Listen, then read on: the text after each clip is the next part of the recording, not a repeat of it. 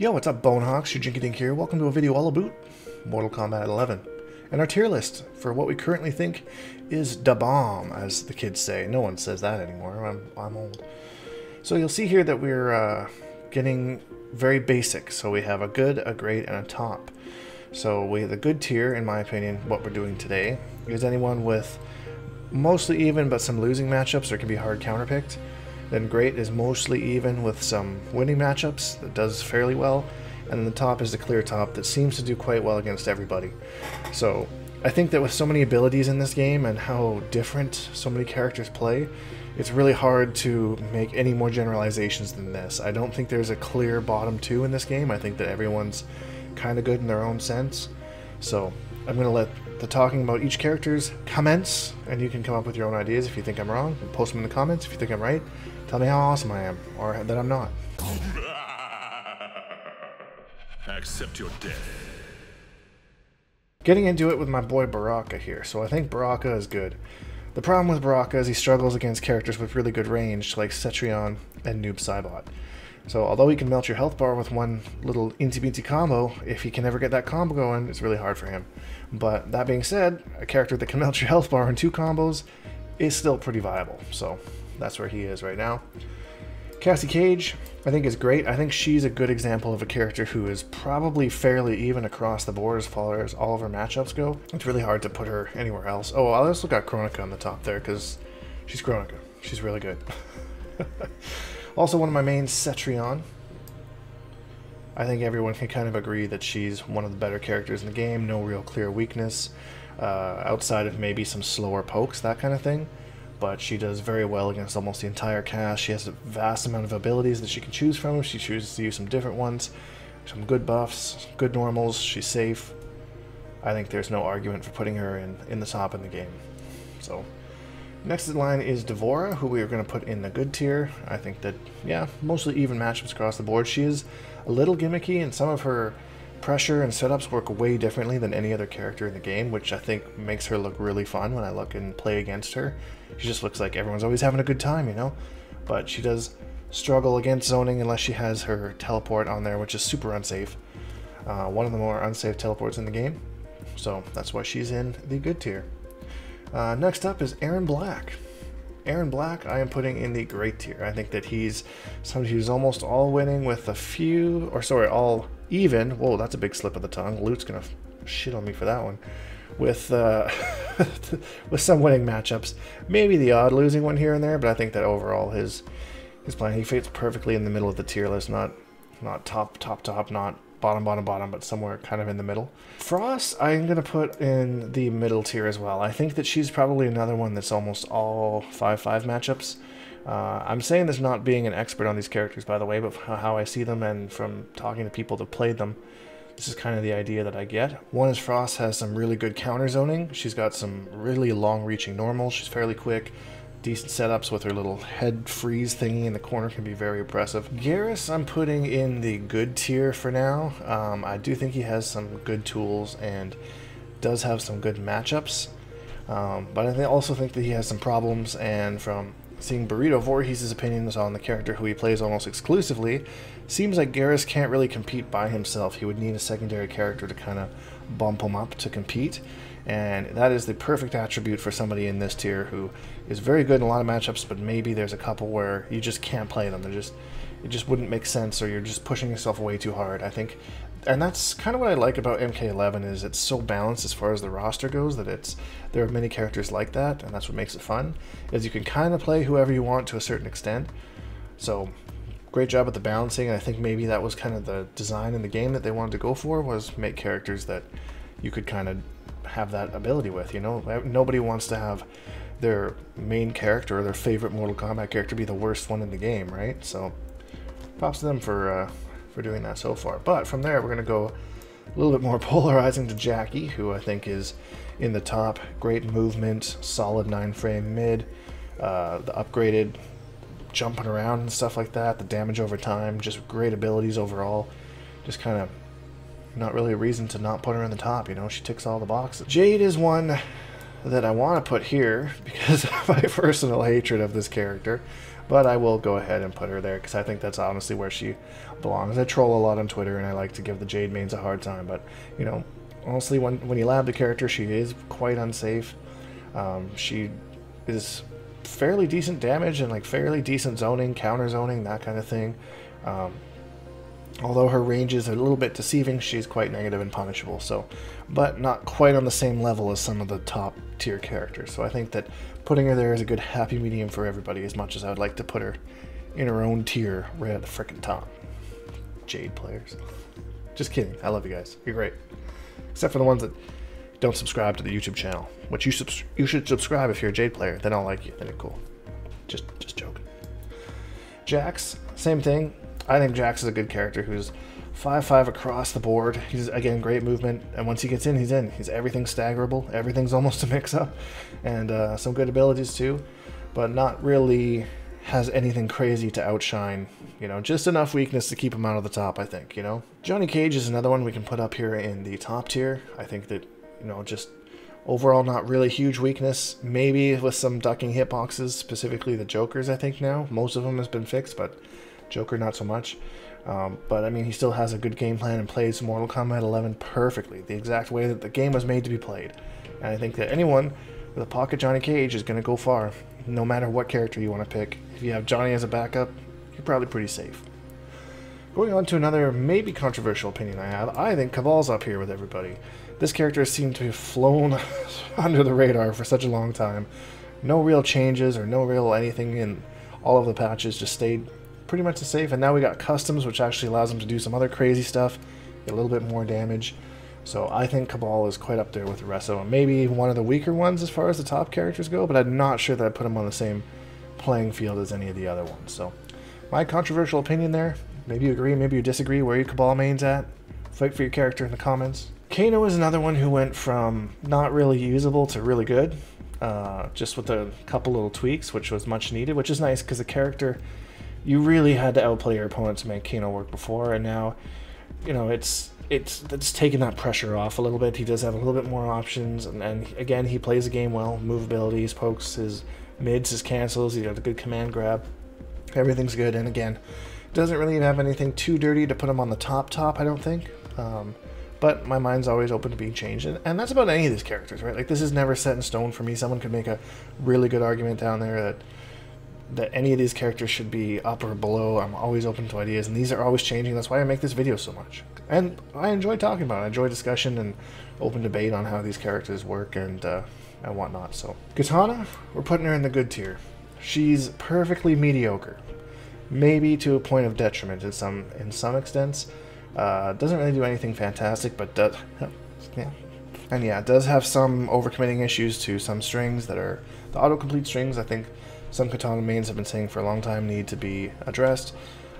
I don't think they're that bad personally. Collector is kind of an interesting character because he did get a bit of a kind of an unnecessary nerf, I think, with the customs, where they changed the way that some of his damage over time moves work. I didn't think he was particularly extravagant before, but now I just think he's perfectly mediocre he's a perfect example of this tier that I have here, with some losing matchups, mostly even, some losing. I don't really see him winning anything. He seems to just do what other characters do, but just not quite as good. So unless you really like the character, which this is his first Mortal Kombat game, he's not a huge part of the story. He's not a great character. You do you, though, you know? He does have some nice things. His forward one staggers are good. His command grab is good. I just don't think he can compete on the same level. So, viable, he might need a secondary. Kotal Khan is one that everyone kind of has up here so far. I don't know too much about him. I haven't struggled against him so much, so I'm going to put him there for now. But my mind is definitely open to being changed to being up there. I see a lot of top players using him. Titanium Taggers uses him very well.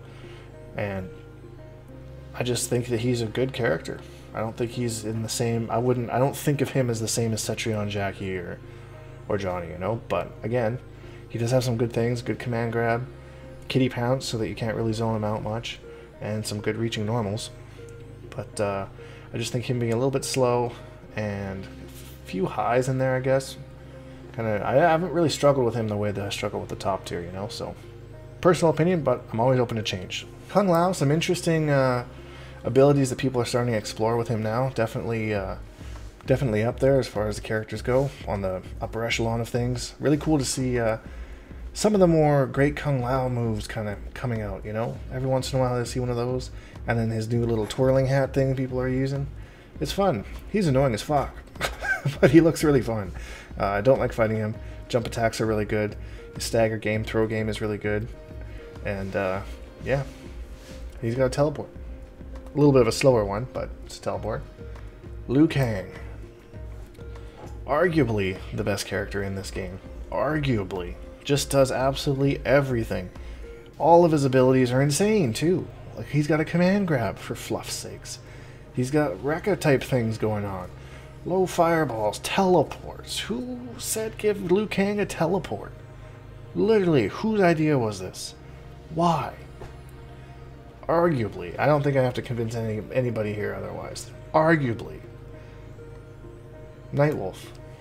Great character. I think a little bit underutilized. I think that just not enough people play him. I think he kind of falls into the collector role a little bit, where he does do some things not as good as other characters, but he's still a perfectly viable character. Some really interesting, that Hannah's Wrath or whatever it is, where he puts the bird at you, that's kind of cool. That disables something. Noob Saibot is one that Customs has helped out tremendously. Now he's able to get a lot more damage, do a lot more things. He had some really good moves that were stuck in certain variations, and now you can kind of mix them together to create this freaking awesome unit. And you know, he had really good normals, really good stuff before, and now he's just kind of reached that next level. Now we have the customs available, so I think that he's in that that great tier for sure. Raiden, same idea. I think his customs really helped him out here and really really helped complete him as a character. The only problem I see with characters like that are there's just no originality to them, you know? And that's where characters like kind of like Nightwolf, Kano, even to some extent Liu Kang, to some extent, are really interesting because they have all these different abilities, so you won't always see the same one. Whereas like Noob Saibot and Raiden, I haven't seen any real mix on the abilities that they use other than the more popular ones. So it's kind of sad to see from an originality standpoint, but it does make them good characters, and actually I'd much rather them be useful than you just never see them because they have abilities that are locked out or whatever. So I mean, as much as I do kind of complain about that, I would prefer that over the opposite. Scorpion's another one that I bitch about a lot, but I think he's down here. I think that once you kind of lab the character and figure him out, you know, he's quite beatable, quite unsafe. But he does have some good staggers, some good abilities, and some good options, although they are a little intensive. But I think he's also a really good counter character to some characters as well. Just having a teleport that is a launcher and so fast, I think that's just always has been a great move for Scorpion since MK1. It still continues to be a good move to this day. But I don't think that he does anything super spectacular to be in the great tier. Shang Tsung is also in the great tier. Surprise, surprise. Here I go again. Another one who's like, it's pretty clear who his good moves are. You wouldn't use any of the Spellmaster tools. In fact, you probably use the ones that weren't even included in Spellmaster. In any of his 3 variations, than the Spellmaster tools, which is a shame, because I really wanted those tools to be good. But he does have a good mix of stuff. The Shake, the Ground Eruption, the Corpse Drop. You can actually combo off the Corpse Drop now, which is pretty cool. Does some good damage. Couple, from my experience playing with him, a little bit biased, a couple moves that could be changed a little bit to me, a little bit more useful. The one move where it buffs the amount of damage he does or buffs the damage he takes could last a little bit longer. I think it was perfectly fine before the customs, and they actually nerfed it a little bit. I thought that move was fine. But, well, I'm not in charge of balancing. Shao Kahn will put him in the good tier. He does have some issues a little bit, can't get some pressure going, but I mean, he does some pretty good damage when he hits you. He has normals that just go freaking everywhere. His leap is annoying. His spear is a good challenge to a lot of projectiles. So, but that being said, he does have some really, really tough matchups, especially in the top in the game. And I think that's part of the reason that I have him so low, is it's just seems quite easy to counterpick Shao Kahn. So if you're a sole Shao Kahn player, it's going to be really tough to fight all the matchups in the game. So that's why he's kind of on the bottom here. Scarlet goes in the great tier for sure. Just kind of does everything well now. Having customs abilities is actually a really big thing. We're starting to see her in some top 8s, even in the Pro League. It's kind of cool to see Scarlet being played now. I know a lot of Scarlet mains were asking for some sort of change, and I think like some of the other characters we mentioned, the customs was exactly what they needed outside of adjusting specific moves that she had. So it's cool to see that happening in Mortal Kombat 11. Sonya's day has come and gone, sadly. She is still really good. She's still got some great mix-ups that people are getting a little bit more familiar with. Some of them are hard commits now, so she's quite punishable, but that mix-up game is still there, and she still has some safe offense off of it. Not really playing around with her, not really any reason to not use certain custom abilities. In this case, it kind of hinders her to one kind of playstyle, which I think isn't a terrible thing, and she does have one of the better projectiles in the game with the onion rings. I think they're a solid zoning tool against a lot of characters. So it's very similar to Katana's fan, how annoying and fast it comes out.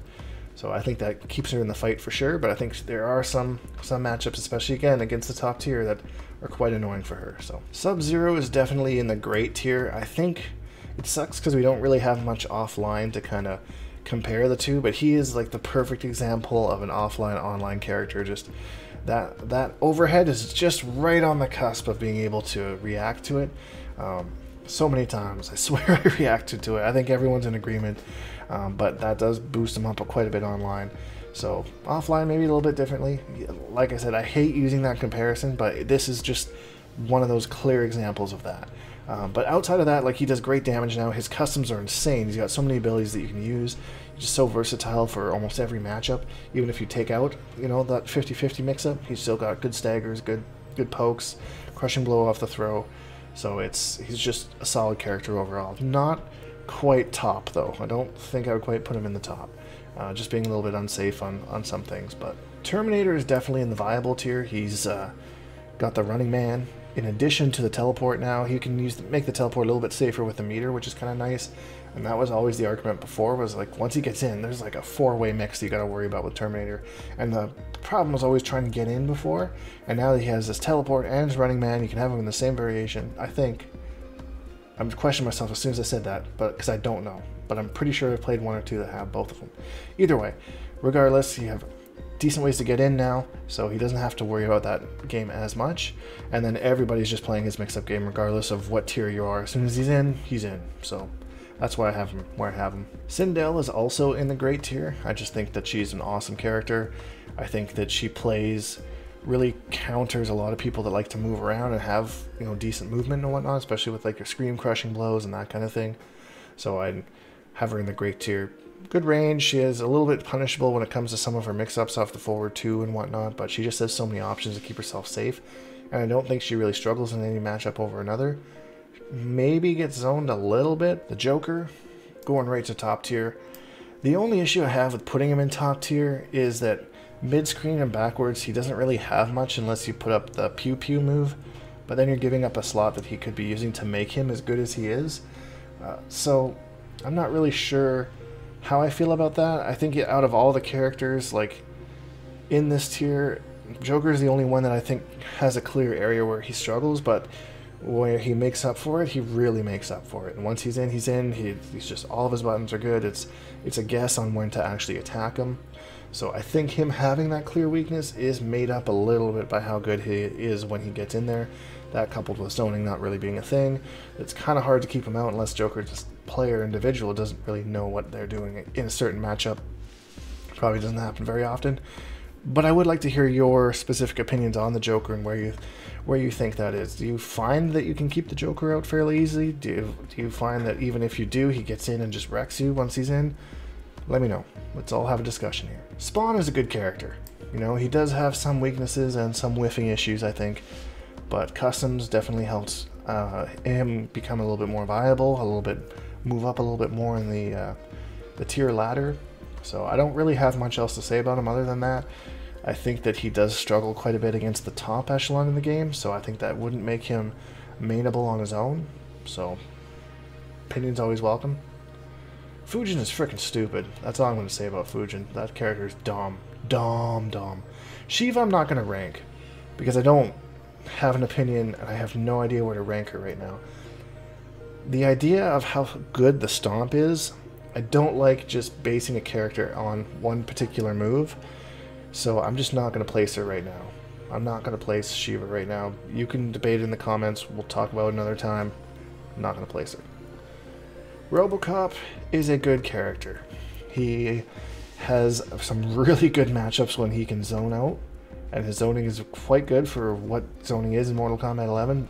That being said, pretty easy to counter him with some really hard counterpick characters with their teleports and whatnot. And he's the perfect example of that. You know, you go with a character against Jax or something like that, or Baraka, and he's just gonna wreck you.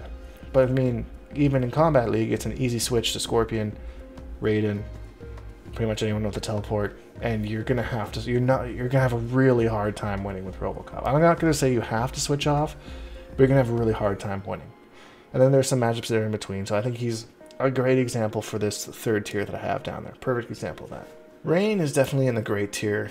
He seems to not do the best damage, especially for how intensive his kind of combos seem to be, but he has really good staggers, really good special moves.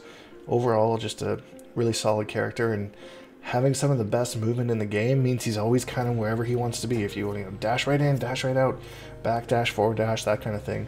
It's Rain. It's Rain, baby. It's what he does. So Melina is really similar to Rain, that she has really good movement, but she's really unsafe and like hard commits to a lot of things that she has to do. Her forward one is great, but it's a high. Her movement does make up for a little bit of it, but I do think she struggles in a lot of things. But she does have a lot of tools, and ball roll is always ball roll, right? You're just gonna YOLO do it, and it's just sometimes gonna hit. So I think she's probably pretty even across the board, with probably a couple not so fun matchups, especially when you look at the top tier characters. And then we have Rambo, young John Rambo.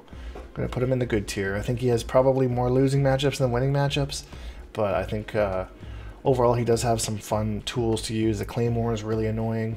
The log trap is really annoying. The log whip trap is really annoying. He just too many gaps, strings, flawless blockable, not enough mix-ups. Just I think it's really hard for him to get a game plan going. If there was, like I say, worst character in the game, probably would be Rambo. I'm just saying, probably the one clear right now. And that's it, guys. That's my tier list. Current tier list for Mortal Kombat 11. Did you enjoy it? Did you find it enjoyable? I enjoyed making it. I love making tier lists. I can make another tier list right now. What tier list could I make? What tier list would you like to see me make? Anything. Anything at all. Best types of potatoes. I don't even know more than like Russet and Yukon Gold. But hey, I'd make a tier list if you wanted to see that enough. Anyways, guys, I hope you enjoyed this video. If you did, please leave a like because it really helps me out. And subscribe if you haven't, because we make new videos almost every single day. Hashtag bonehonks, all that stuff, and we'll see all you guys in the next video. I am steward of Chronica's vision.